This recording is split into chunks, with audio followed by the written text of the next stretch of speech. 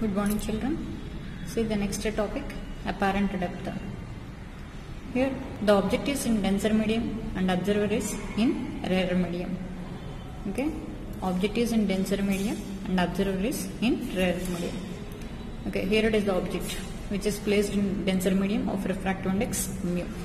Okay, and observer is in rarer medium. Okay, that is air. Now here the real depth of the object from this boundary. For example, take this one as a water, okay, and the object is a fish and observer is nothing but bird. Bird in air medium is observing the fish at a depth x below the water surface. Okay, so but here the real depth is x, but it appears to be raised. When the object is in the denser medium, it appears to be raised. So here we are going to calculate what is the apparent depth. Okay, so I have taken the two light rays which are originating from the object. So one is which is traveling normal to the boundary, that means which is traveling along the normal, so the it do not bends. Okay, when angle of incidence is equal to 0, then angle of refraction is also equal to 0 and it travels without bending.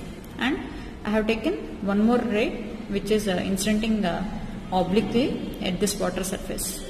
Then here the ray travels from denser to rarer, means it bends away from the normal. Okay, here the observer is close to the normal, close to this normal. Okay, so that means here these two rays are nothing but diverging rays. Okay, these two rays are diverging rays. That means the separation between these two rays is increasing. So they are diverging rays. They never meet here. Okay, in the rare medium. So by extending this ray in the backwards, they appears to meet at this point. Now these two refracted rays are appears to meeting at this point, means now this is the position of image. Okay, so this is the position of image. So corresponding to this object, here it is the position of image. So it appears to be raised here. Now we are going to calculate this apparent depth. Now by using trigonometry formulas, here in this triangle you can write sin I. Sin I is approximately equal to tan I. When theta is very small, you can write sin I is equal to tan I. So in this triangle you can write tan I as AB by AO. Okay, and similarly take this triangle.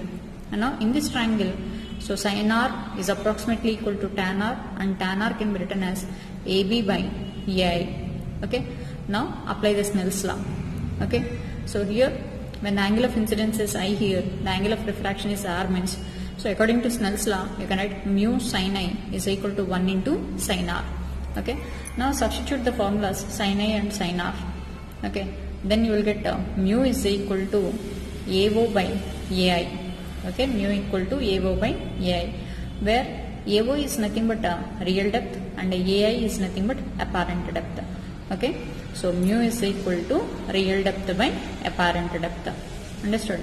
So here as mu is always greater than 1. Okay, for air or vacuum only it is equal to 1.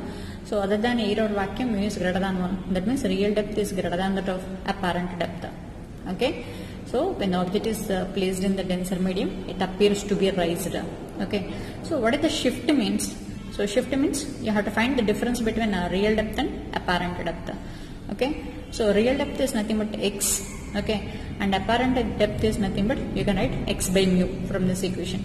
So by substituting them, you will get the shift is nothing but x of 1 minus 1 by mu. Okay, x of 1 minus 1 by mu. Here it is nothing but real depth, and mu is nothing but refractive index of denser with respect to the rarer. If the observer is in other than air medium, then apparent depth can be written as real depth by refractive index of denser with respect to rarer. You have to write. Okay, so refractive index of denser with respect to rarer means refractive index of denser by refractive index of rarer. So if it is air, then you have to write the refractive index of rarer medium as 1. Otherwise, you have to substitute the mu r value. Now from that you can write apparent shift equal to x of 1 minus 1 by mu is nothing but the refractive index of denser with respect to rarer. So if there are n number of parallel slabs which may be in contact or may not with different refractive indices, they are placed between observer and object. Then what is the total shift means? You have to add the shift produced by each glass slab independently when it is taken in the air medium. Okay, so that means here these are a number of glass slabs which are placed one over the other. Okay, so having the thickness x1, refractive index mu1, and thickness x2 and the refractive index mu2, and so on. Okay, here this is the object. Now where the image forms means, first of all I am calculating here shift. The shift means the shift produced by, you have to add the shift produced by each slab independently to find the total shift. This is the shift produced by first slab, and here it is the shift produced by second slab, and so on. Okay, so here x1 is the thickness of each slab, and mu1 is the refractive index of the first slab, and similarly x2 thickness of second slab, and mu2 is the refractive index of second slab, and so on. Okay, so by adding all the shifts you will get the total shift. Now the real depth minus total shift gives the apparent depth. See the next one.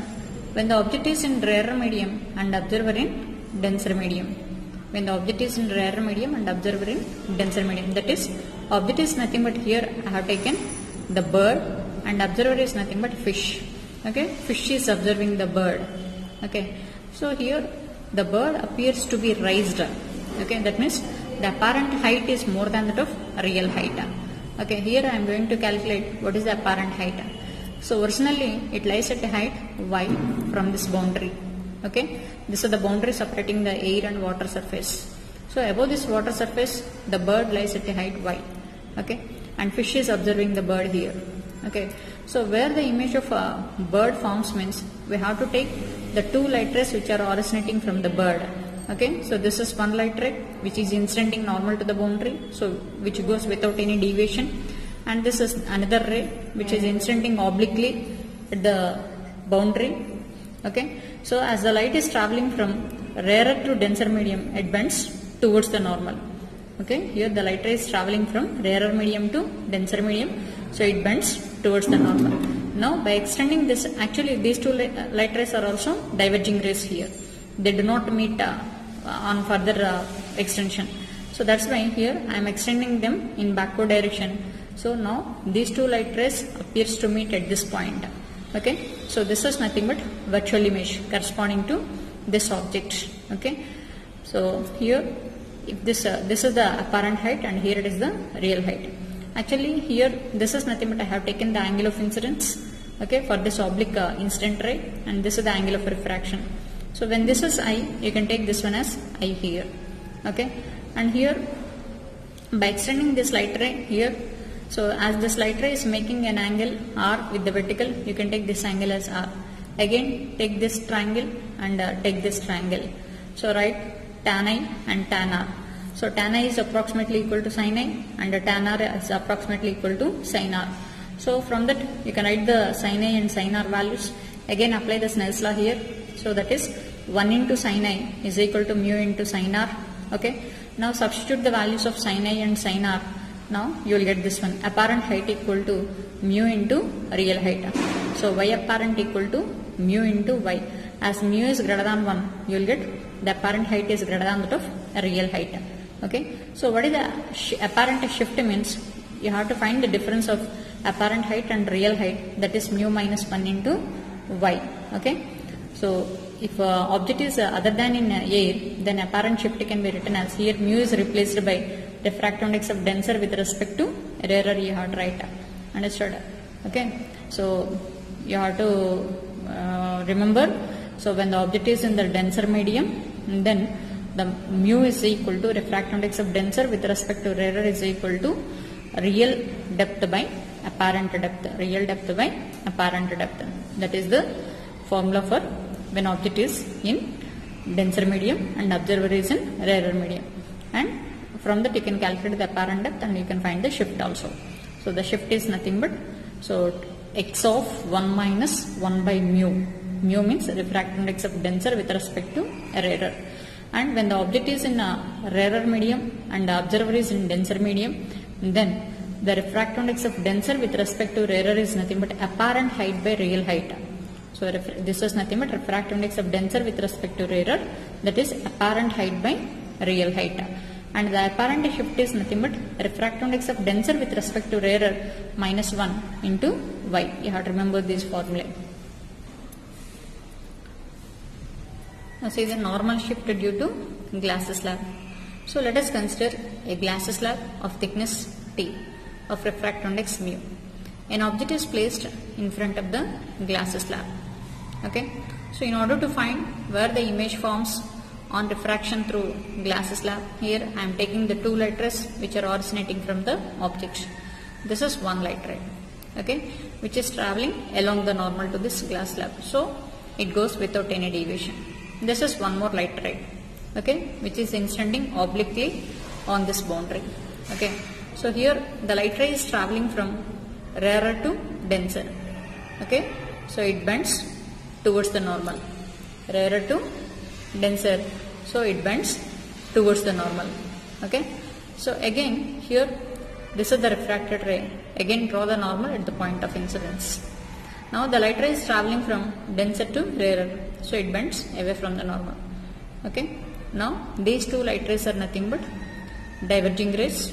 So they do not meet on producing them further. So you have to extend them. Okay. Actually by extending this light ray, okay, so this light ray and this light ray, they appears to meet at this point. Okay. So corresponding to this boundary or first surface. Okay. So where the image forms means I dash is the position of image. Okay. And again on refraction at the second surface, this is the refracted ray and this is the refracted ray. Okay. So on extending them in backward direction, they appears to meet at this point. Okay. This is the position of final image. Okay. So that means here O is the object corresponding to this first boundary and I dash is the image corresponding to this first boundary. Now this image acts as the object for second surface. Okay. And corresponding to this second surface, what is the image means? This is the position of image. That means this is the final image. Okay. So here what is the shift? Originally the object is placed here and the final image is here. Okay. So what is the shift means? You have to calculate this OA distance. The OA is nothing but here. You have to remember the formula. Actually here I am not deriving that one. So y is equal to 1 minus 1 by mu into t, where t is nothing but the thickness of glass slab. Here mu is nothing but refractive index of denser with respect to rarer here. Okay. Here the shift is in the direction of light ray traveling. Okay. So as the light rays are traveling towards right, the shift is also towards right here. You have to remember that one. Okay. And here I have taken, actually here the refractive index of the glass slab is greater than that of refractive index of the surrounding medium. Okay. Here in this case I have taken the refractive index of the glass slab is less than that of surrounding medium. Then in that case the shift is opposite to that of light ray propagation. Actually we come across this case only. Okay. So here remember just this point. So if the refractive index of the glass slab is less than that of surrounding medium, then shift is opposite to the direction of light ray. Okay. Now see here the relation between velocities of object and image. Okay, relation between velocities of object and image. See here this is the denser medium. So I have taken observer in the denser medium. Okay, object in rarer medium. Okay, object is placed in front of the slab at a distance x. You know the real distance is less than that of apparent distance when the object is in rarer medium. Okay, so it appears to be placed at a distance mu x with respect to this observer. That means x apparent equal to, you can write mu x. Now on differentiating this one with respect to t, you will get velocity apparent is equal to mu into dx by dt, means you can write v. So dx by dt is nothing but velocity of object here. Okay, and here this is nothing but the velocity, the apparent velocity of the object here. Okay, so that means to an observer in the denser medium, the object appears to be more distant but moving more faster. Okay, that means velocity of image is equal to, you are getting mu v naught. Okay, velocity of image mu v naught means which is greater than that of velocity of object. So the image appears to be moving faster than that of object, and here image appears to be at far distance than that of object placed here. Okay, and say the next case here. The object is in denser medium and observer in rarer medium. You know, when the object is in denser medium, the apparent depth is equal to, or apparent distance is equal to x by mu, which is less than that of real distance. Now on differentiating with respect to t, here you will get v apparent is equal to v by mu. Dx by dt is nothing but v, velocity of object, by mu. Apparent velocity is nothing but velocity of image. Okay, so velocity of image is equal to velocity of object by mu. Okay, so to an observer in rarer medium, and object in denser medium, image appears to be closer. Because the apparent distance is less than that of real distance by mu times. Okay, image appears to be closer and moving slowly. Okay, velocity of image equal to 1 by mu times of velocity of object. That means velocity of image is less than that of velocity of object. So it appears to be moving slowly. See the next concept, lateral shift. Okay, lateral shift. Up to now we had heard normal shift. Okay, normal shift produced by glass slab is nothing but x is equal to t of 1 minus 1 by mu. Now see the lateral shift. So actually here this is the glass slab of thickness t and refractive index mu. Okay, and here this is the incident ray which is incidenting obliquely on the glass surface. Okay, so this is the boundary separating the air and the slab. Okay, so as the light ray is traveling from rarer to denser medium, it bends towards the normal. Okay, and again draw the normal at the point of incidence. Here the light ray is traveling from denser to rarer, that means it bends away from the normal. Okay, now here extend the incident ray, original incident ray, in the forward direction. Now this is the emergent ray. Now observe these two light rays which are parallel to each other. Okay, the emergent ray and incident ray are parallel to each other.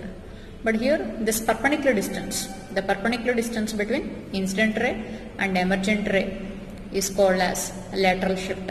Okay, so this is PQ. So this PQ is called as lateral shift. Now we are going to calculate this lateral shift PQ. Okay, so here this is the angle of incidence I. Okay, and here it is the angle of refraction R. Okay, but here you can take this total angle as I, because these two are vertically opposite angles. Therefore this angle can be written as I minus R. Okay, now take this triangle PQO. So from that write down sin of I minus R formula. So in this triangle, so this is angle I minus R, and here it is the opposite side, and this is the hypotenuse here. Therefore x by OP is equal to sin of I minus R. Okay, we don't know about OP here. Again take this right angle triangle. Okay, OMP. Okay, so in that apply the cos R formula. So cos R can be written as OM by OP. OM by OP. So from that find the OP value. Here OM is nothing but thickness of glass slab. Okay, so by finding the OP value, substitute that in equation 1. Okay, and then you will get the lateral shift. So lateral shift x is equal to, you will get t by cos R of sin of I minus R. You have to remember this formula. Okay, so the lateral shift x is equal to t by cos R of sin of I minus R. Okay, here R is nothing but angle of refraction, I is the angle of incidence, and t is the thickness of glass slab. Okay, and here you can expand this one also. Okay, so sin of A minus B formula by using. Okay, sin of A minus B means you can write sin A cos B minus cos A sin B. Okay, so from that you can write sin I cos R minus cos I sin R. Okay, when you don't know about R value or I value, then again you can use the Snell's law. that is 1 into sin I is equal to mu into sin R. So from that mu equal to, you can write sin I by sin R also. If you don't know about the R value, by using Snell's law, you can eliminate R by, okay, you can eliminate R, and in terms of, you can find R in terms of I and mu, and you can substitute them and you can find the lateral shift here. Okay, so see here, when I tending to pi by 2, that means angle of incidence is tending to 90 degrees. When I tending to pi by 2 means, so sin of pi by 2 minus R means, here you can write cos R, and here this one is also cos R. So cos R and cos R, they get cancelled, so that gives the thickness of slab. Okay, the lateral shift is equal to thickness of the slab, so that is the maximum shift here. Actually this is the non-linear equation. You will get the graph like this. When angle of incidence increases, the lateral shift also increases, and it becomes a maximum corresponding to angle of incidence pi by 2, and maximum lateral shift is equal to thickness of glass slab.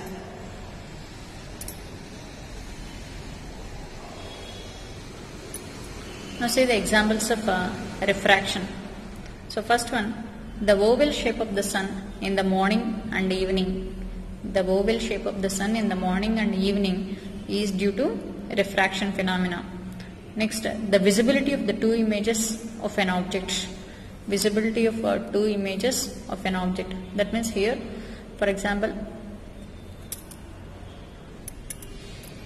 if the observer views the object from this corner, okay, so from this corner, then so what is the position of image means, let us consider this one is the object, and take the two light rays which are originating from the object. So here this one is one light ray, and this one is another light ray.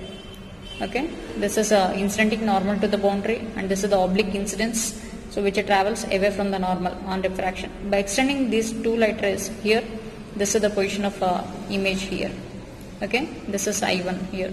Okay, take another light ray, so which is incidenting at this surface, glass surface. Okay, now at this surface here, again the light ray travels from denser to rarer, so it bends away from the normal. So here, by extending this light ray in the backward direction, okay, so here this is the position of image. Okay, so here this is I2 here. Okay, so for the observer at this corner, so he views the two images of the object, I1 and I2. So the one light ray is refracting from this horizontal surface, another light ray is refracting from this vertical surface. Okay, so due to that, so he can view the two images of an object. Next, twinkling stars.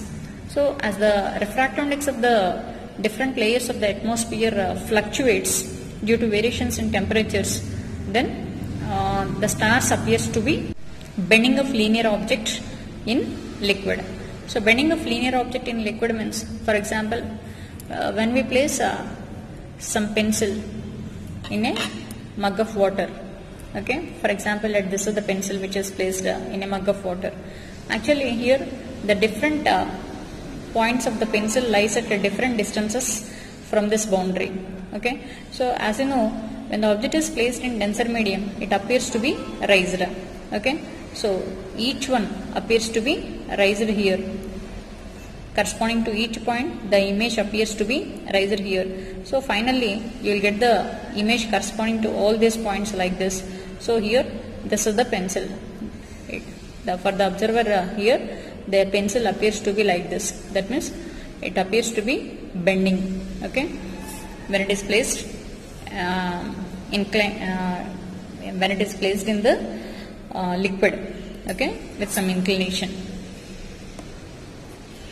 Now see the critical angle and total internal reflection. This is very important concept here. Okay, so I have taken an object in the denser medium. Okay, this is the boundary separating the two medium, and here it is the rarer medium, and this one is the denser medium. Okay, so take the light ray which is incidenting normal to the boundary, which goes without any deviation. Take one more light ray which is incidenting obliquely. Okay, so here the light ray is traveling from denser medium to rarer medium, so it bends away from the normal. Okay, take one more light ray. Here the angle of incidence in this case is more than that of in this case. Okay, then here the light ray bends away from the normal. Here, as the angle of incidence increases, angle of refraction also increases. So for some particular angle of incidence, the angle of refraction becomes here 90 degrees. That means the light ray grazes along the boundary. That means the angle of refraction is equal to 90 degrees. So here, corresponding to this angle of refraction, the angle of incidence is said to be the critical angle. So what is critical angle means? The angle of incidence in the denser medium for which the angle of refraction in the rarer medium is equal to 90 degrees, or the angle of incidence in the denser medium for which the light ray grazes along the boundary. The light ray grazes along the boundary. For example, if the angle of incidence is increased further, then what happens means, so the light ray completely reflects back into same medium. Okay, when the object is placed in the denser medium, okay, so as the angle of incidence increases here, angle of refraction also increases. Corresponding to one particular angle of incidence, the light ray grazes along the boundary. So on increasing the angle of incidence further, there is no refracted ray. Here the light ray completely reflects back into same medium. So that phenomena is said to be the total internal reflection. Okay, so when the light ray is traveling from denser medium to rarer medium and the angle of incidence is greater than that of critical angle, then the light completely reflects back into same medium. That phenomena is said to be the total internal reflection. Okay, now see here, what is the relation between critical angle and refractive index? So to find that one, apply the Snell's law here. So from Snell's law, you can write mu into or mu d into sin c is equal to mu r into sin 90, you can write down. Okay, so mu d into sin c is equal to mu r into sin 90. So from that, sin c is equal to mu r by mu d. Okay, so mu r by mu d is also equal to, you can write, the refractive index is inversely proportional to velocity. So from that you can write Vd by Vr, that equal to lambda d by lambda r. Okay, so if mu r is equal to 1, that means if the rarer medium is nothing but air and mu d equal to mu means, you can write sin c is equal to 1 by mu. Okay, sin c is equal to 1 by mu, or you can write sin c is equal to 1 by refractive index of denser with respect to rarer. Okay, this can also be written as 1 by mu d by mu r, that means refractive index of denser with respect to rarer. This is the relation between critical angle and refractive index of the medium. Critical angle depends upon nature of pair of media and wavelength. Okay, for a given wavelength, okay, if we consider one medium as glass and other medium as air. So for glass air interface, so what is the critical angle means? So you know the refractive index of glass and you know the refractive index of air. So C is equal to sin inverse 1 by mu. Mu means refractive index of denser with respect to rarer. So by substituting these values, you will get the critical angle is nothing but 42 degrees. So for the glass air interface, remember this one, the critical angle is nothing but 42 degrees. And similarly for water air interface, so corresponding to water, the refractive index is 4 by 3 and corresponding to air, the refractive index is 1. So as you know the mu values, you can find the critical angle C is equal to sin inverse 1 by refractive index of denser with respect to rarer. So from that you will get the critical angle is equal to 49 degrees. So for water air interface, the critical angle is 49 degrees. And diamond and air interface. So you know the mu value of diamond, that is 2.5, and for air 1. So C is equal to sin inverse 1 by mu means you will get critical angle equal to 24 degrees. So the refractive index of the diamond is the highest value and the critical angle for diamond and air phase is the least value. Okay. And for a given pair of media, that means here nature of media remains constant. So you know sin C inversely proportional to mu and mu inversely proportional to lambda. So from that you can write sin C directly proportional to lambda. Okay. So as lambda r is greater than that of lambda v, wavelength corresponding to red is greater than that of wavelength corresponding to violet, you can write the critical angle corresponding to red is greater than less than that of critical angle corresponding to violet. You have to remember this relation also. The critical for a given pair of media, the critical angle corresponding to red color is less than that of critical angle corresponding to violet color. Okay, and you know, as temperature increases, the refractive index decreases. Okay, as temperature increases, refractive index decreases. So as refractive index decreases, critical angle increases. From this relation you can say that one. Okay, and TIR, total internal reflection. I told you what is meant by total internal reflection. So when the light is traveling from denser medium to rarer medium and angle of incidence is greater than that of critical angle, then the light completely reflects back into same medium, and this phenomena is called as total internal reflection. So what are the necessary conditions for the occurrence of total internal reflection? Means the light ray must travel from denser medium to rarer medium, and angle of incidence must be greater than that of critical angle. Okay, so these are the necessary conditions for the occurrence of total internal reflection. So see, deviation of light ray. So if angle of incidence is less than that of critical angle, then ordinary refraction will take place. This is the incident ray, and here it is the refracted ray. Okay, as light is traveling from denser to rarer medium, it bends away from the normal, and angle of deviation is nothing but, you have to write R minus I. R minus I is the angle of deviation. And when we apply the Snell's law here, you can write mu into sin I is equal to 1 into sin R. So from this you can write R is equal to sin inverse mu sin I. Okay. Okay, and you know the deviation is nothing but R minus I means, so here I am substituting this R here. So deviation delta is equal to sin inverse mu sin I minus I. Okay, so here this is a non-linear equation. Delta is equal to sin inverse mu sin I minus I. Okay, so this is the deviation. Okay, now see here, when angle of incidence is equal to critical angle, when angle of incidence is equal to critical angle, so substitute I equal to C here, then delta maximum, the deviation becomes a maximum, that is sin inverse mu sin C minus A. Sin C means you can write 1 by mu. Okay, so mu and mu get cancelled, you will get 1 here. Okay, and sin inverse 1 means you can write pi by 2. Okay, so therefore what is the maximum deviation means, you can write pi by 2 minus C. This is the non-linear equation. So when you draw the graph in between the deviation and angle of incidence, you will get a curve, and what is the maximum deviation means pi by 2 minus C corresponding to angle of incidence is equal to critical angle. Okay, and see the next case, when angle of incidence is greater than that of critical angle. So when angle of incidence is greater than that of critical angle, then the light completely reflects back into same medium. Okay, this is the incident ray and this is the reflected ray. Here the laws of reflection also valid.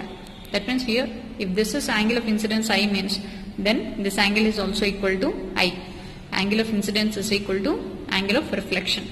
So what is the deviation means, extended this light ray, incident ray forwards, and this is the reflected ray. Now this is said to be the deviation. So the deviation can be written as, this total angle is 180. So 180 minus 2i you can write. Okay, or pi minus 2i is the angle of deviation. Okay, so that means here this is a linear equation. How the deviation varies with the angle of incidence means, which is varying linearly. Okay, but it is in the form y equal to c minus mx. That means a negative slope. So as the angle of incidence increases, angle of deviation decreases here. Okay, angle of incidence increases, angle of deviation decreases here. Okay, so here when I equal to c, then what is the deviation means, you will get pi minus 2c, that is the maximum deviation. Okay, so corresponding to first equation, that means delta is equal to sin inverse mu sin I minus I. This is the graph here. When you draw the graph between deviation and angle of incidence, This is the graph corresponding to sine inverse mu sin I minus I, non-linear equation. Okay, corresponding to the I equal to C, the deviation becomes a maximum and equal to pi by 2 minus C. Okay, and corresponding to this equation, which is in the form y equal to C minus mx, means negative slope and positive y-intercept. So you will get the graph like this. Okay, so here what is the maximum deviation means? So pi minus 2c. Okay, corresponding to I equal to C critical angle, the deviation is maximum, that is pi minus 2c, that is the maximum deviation. Okay, so you have to remember this graph. See the few examples of total internal reflection. So the first one is shining of air bubble in water. Okay, here the light ray is traveling from denser medium to rarer medium. So if the angle of incidence is greater than that of critical angle, then the light reflects back into the same medium. Okay, so this causes the shining of air bubble in water. And say mirages. So on hot summer day, the air near the ground becomes hotter than that of air above the higher level. So refractive index of air decreases with the increase in temperature. So that's why here when you are going to the higher altitudes, the refractive index increases, because here as the air nearby the ground is hotter, so the refractive index is less when compared to the next higher layers. Okay, so here as the light is traveling from denser medium to rarer medium, okay, so it bends away from the normal. So if a particular layer, so if the angle of incidence is greater than that of critical angle, then it reflects back into same medium. Now here again the light is traveling from rarer to denser, so it bends towards the normal. So and here for an observer at this position, so here that means a distant observer, the light appears to coming somewhere below the ground. Okay, so such an inverted image of distant tall object causes optical illusion to an observer. So this phenomena is called as mirage here. Okay, next looming. So in polar regions, so generally the layer of the air which is near the lakes is denser when compared to the layer of the air above that layer. Okay, so that means with the increase in the altitude, here the refractive index decreases here. The air below the layer of the air just above that of sea level or a lake is denser when compared to the next higher layers. Okay, so for example, if you consider an object, okay, so that means if you consider a ship, okay, the light ray which is coming from the ship, so the traveling from here denser medium to rarer medium. Okay, this one is denser when compared to the next layer. So denser to rarer, so it bends away from the normal. At a particular layer, if the angle of incidence is greater than that of critical angle, so it bends into same medium. Okay, and here it is traveling from rarer to denser, now it bends towards the normal. So for an observer at this position, here the light rays appears to coming from this position. So this causes an impression that the ship is floating in the air. Okay, so this is said to be the looming. So this will be takes place in polar regions. Now see the vision of fish. So here if you consider a fish at a depth h below the water surface, now here the fish can see the outside world within a cone of semi-vertical angle, say here. So instead of fish, for example, if you consider a bulb here, okay, the bulb is placed at a depth below the water surface. Now here if you consider the light rays which are originating from the bulb, okay, so here if the angle of incidence is equal to critical angle, then the light ray grazes along the boundary. So if the light ray which is originating from this bulb incidence at an angle of incidence greater than that of critical angle, means then light bends into same medium. So the light rays which are originating from this bulb can reach the outside world only through this cone only. Okay, through this cone only. That means through the cone of apex angle 2C here. Okay. For water air interface, you know the critical angle is nothing but 49 degrees. Okay. So therefore, the light rays which are originating from the bulb can reach the outside world only through this cone of apex angle 98 degrees. For example, when you place this base of this cone, okay, with some opaque disc, then the bulb is not visible to the observer outside this water surface. Okay. Similarly, by the principle of reversibility, so if the light ray incidence at the grazing incidence, this is said to be the grazing incidence, that means angle of incidence is equal to 90 degrees here, then angle of refraction becomes critical angle. Okay, the angle of incidence is 90 degrees, means this is said to be the grazing incidence, then angle of refraction is equal to critical angle here. So here the light rays from the outside world can reach the eye of the fish only through this cone only. Okay, the remaining rays would not reach the eye of the fish. So therefore here the fish can see the outside world within a semi-vertical angle equal to critical angle here. Okay, so here from this right angle triangle you can write R by H is equal to tan C, or R is equal to H tan C. Okay, this is nothing but radius of the base of this circular cap of the cone. Okay, so tan C, so you know the sin C is nothing but 1 by mu. So from that, here I have taken a right angle triangle. So if you take this one as a critical angle C, 1 mu, that means sin C is equal to 1 by mu. So from this the adjacent side can be written as root over mu square minus 1. Okay, so from this you can calculate the tan C as 1 by root over mu square minus 1. Okay, so R is equal to H by root over mu square minus 1. Okay, so what is the area of the base means? You know the area of the base is nothing but pi R square. Now substitute R here. So when you place an opaque disc of this cross section or this much of radius, so at this region, so when you place the bulb here, the bulb is not visible to the outside world. Okay. Similarly, we can say here the fish can see the outside world only within a cone of semi-vertical angle equal to 49 degrees, or through the cone of apex angle is equal to 98 degrees. See the next one, optical fiber.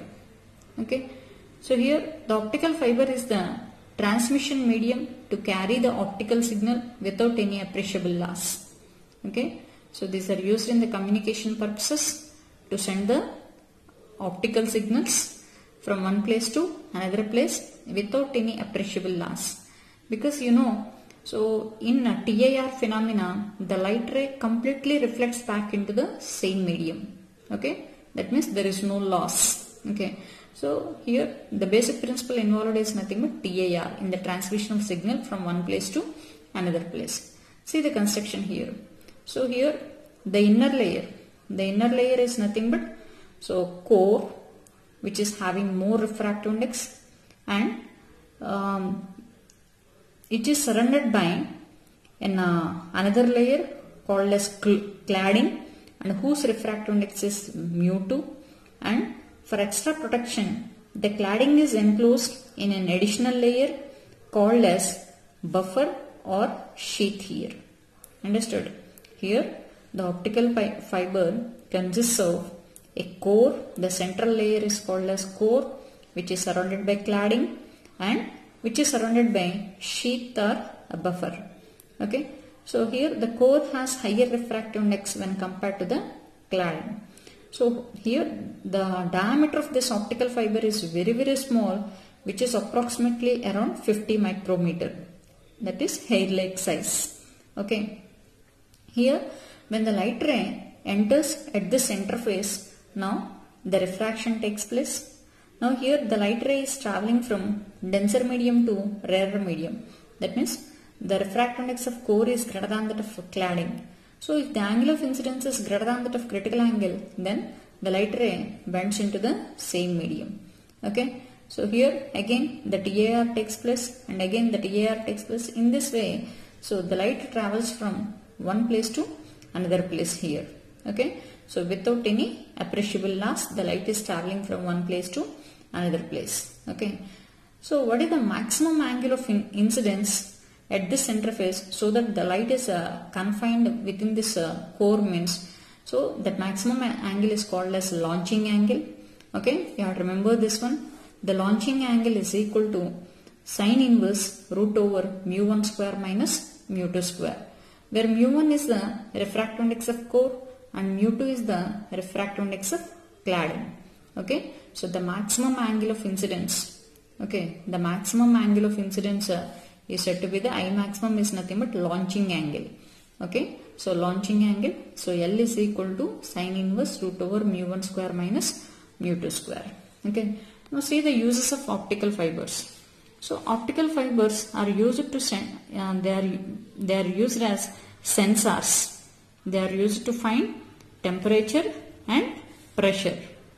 They are used to find temperature and pressure. And optical fibers are used to transmit large number of communication signals, that means telephone signals, without any loss and superposition. Okay, that means without any loss and interference free, we can send the signals from one place to another place. So instead of optical fiber, when we use the cable, then the superposition or interference may takes place in between the signals. But here, so what is the advantage of using optical fiber means? So the signals can be transmitted without any loss or without any superposition. Okay.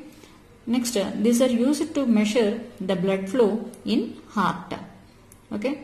And the optical fibers are also used in endoscopy and laparoscopy also. Now see the total internal reflecting prisms. So in order to deviate the light ray through 90 degrees, so we use the prisms, right angle glass prisms. Okay, see here, this is the incident ray which incidents normally so at this interface. Okay, now it goes without any deviation. Okay, see here, this is right angle isosceles prism. Then this is 45 degrees and here it is 45 degrees. Then you can say this one is 45 degrees in this right angle triangle. So if it is the normal, then angle of incidence is equal to 45 degrees because the total angle equal to 90 degrees here. So but you know, so for the glass air interface, the critical angle is nothing but 42 degrees. Okay, so here as the angle of incidence is greater than that of critical angle, then the light reflects back into same medium. Okay, and you know this reflected ray obeys the laws of reflection also. That means angle of incidence is equal to angle of reflection. Okay, so therefore here this is nothing but refracted ray, so which is deviated through 90 degrees here. Now here at this interface, so the light ray incidence normally, so it goes without any deviation. So therefore, so what is the total deviation produced by this prism means 90 degrees here. And similarly, we can deviate the light ray through 180 degrees also. When here also we are taking right angle isosceles prism only, but we are placing the prism like this. So here it is the incident ray. Again here the light ray is incidenting normal at this interface, so it goes without any deviation. Now the light ray is incidenting at an angle equal to greater than that of critical angle, that means 45 degrees means. So TAR takes place, and again the light ray deviates through 90 degrees here, and again incidence here. Again here it is 45 degrees here. So here also TAR takes place. Again the light reflects back into same medium. So again the deviation is 90 degrees here. Okay. So here the light ray is incidenting normally to this interface. So it goes without any deviation. Okay. So therefore what is the total deviation means 180 degrees. Okay. Next say erecting prisms. So if you consider the prism like this, and here if the light rays are incidenting like this. Okay. So here the refraction takes place, and here TAR takes place, and here again refraction takes place. Okay. So but here this light ray which is above this 2 comes below this one. Okay. So that means here these prisms are used to only erect the images. Okay. So these prisms do not produce any deviation. Okay. So here the prism is called as erecting prism or no deviation prism, because which is used only in making the inverted image erect only. Okay, so these are the few applications of TIR.